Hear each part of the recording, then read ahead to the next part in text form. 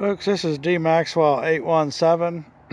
Today we're going to talk about how to wire up your Atwood 6-gallon hot water heater. This is an Atwood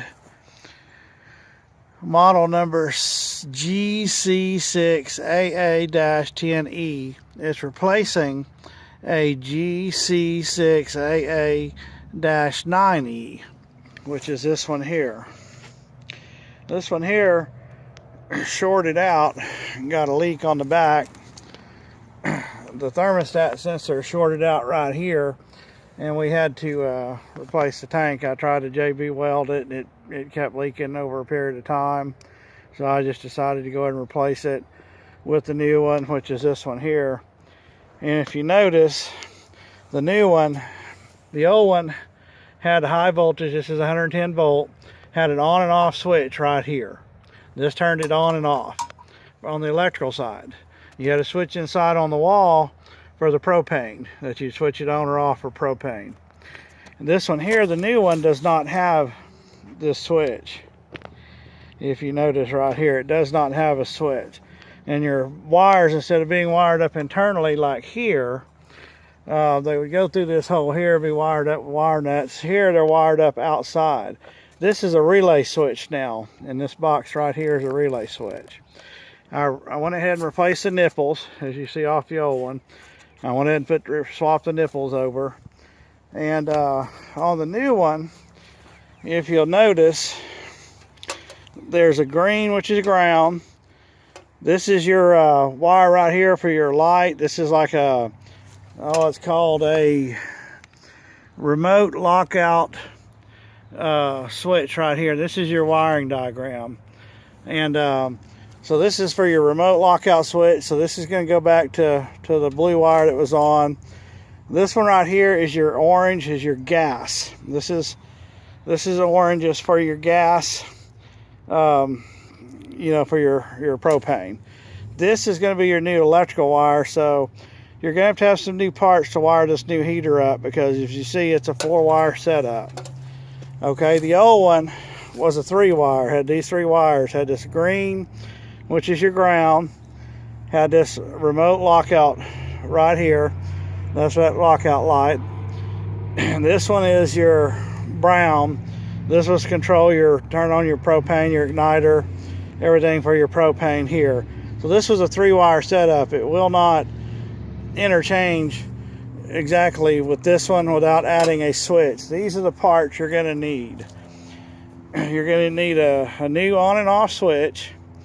I'm probably going to use the old switch, but if not, I'm going to use this new on and off switch here. You're going to need some wire. You're going to need some connectors to go on the back of the switch right there on those brass terminals. And you're going to need some of these clips right here to wire it up. And you're going to need some wire nuts. So if you don't have them, get you a bag of wire nuts. But these are all the parts that you're going to need right here. Some of your heaters will come with a double switch, and you can replace the old switch with the new double switch. Mine, I bought it off eBay. It did not come with a switch, and the door is also damaged, so they had to give me a credit on this door that was bent up, and I just straightened it out and took a $30 credit. This is what your old switch looks like. This is what I had, just a simple on and off for the propane. It did not control the electrical side. That was this switch right here that turned the electrical off, but it did it on the 110 volt side, not the low volt side. So the new one is going to turn it on and off here. This is why you need this new switch right here. This is going to go to this wire right here, but I'm going to have to use a jumper wire, and we're going to have to come from a permanently, this is what you're going to need for this flight, and you're going to need a permanently hot source of power. If you come around here on my RV, this light right here, you see it's always got juice to it. So what I'm going to do is I'm going to use this jumper wire right here, which is red. Here's your ground. I don't need it. Here's your red wire. This one's going to that light right there. So what I'm going to do is I'm going to jump into this with one of these little connections right there. One of these type connections right here. These are the 3 wires that come out of my trailer from old switch. This one is your green wire, and going to yellow. This, I don't know why they use yellow, but the yellow is a ground. This is the ground wire. This is grounded to the housing. As you see, this green wire right here, that was hooked up to the housing. That was ground. Okay, this red wire went to the blue. That's going to go back to the blue. This is your lockout light, which is your overload light. If something goes wrong with your propane side, that light will kick on. This is what that is. This came from this brown wire, went to brown on the new heater, on the old heater. This brown is my hot wire that comes from the on and off switch inside the trailer right up there by the kitchen. So this one, when you turn the switch on for propane, this is what fired up the propane. And this was my 110 volt, which is your high voltage for your heater. That controlled your electric heating element.